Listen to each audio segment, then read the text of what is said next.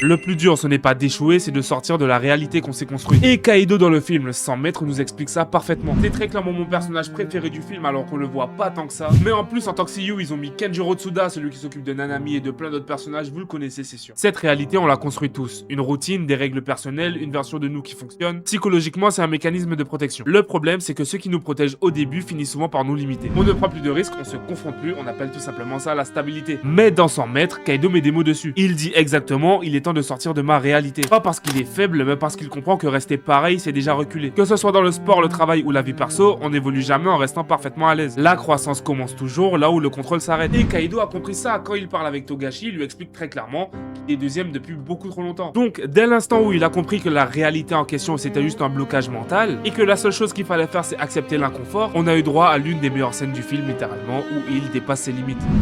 I see. So this is my reality. Well then, if that's the case, it's time to escape from reality. Je vous assure qu'il y a trop une symbolique derrière, surtout quand on voit toutes les personnes avant la course qui sont en train de parler et qui disent littéralement qu'il va pas gagner. On n'en sort littéralement même pas dans la discussion. Mais bon, n'hésite pas à t'abonner pour plus de contenu.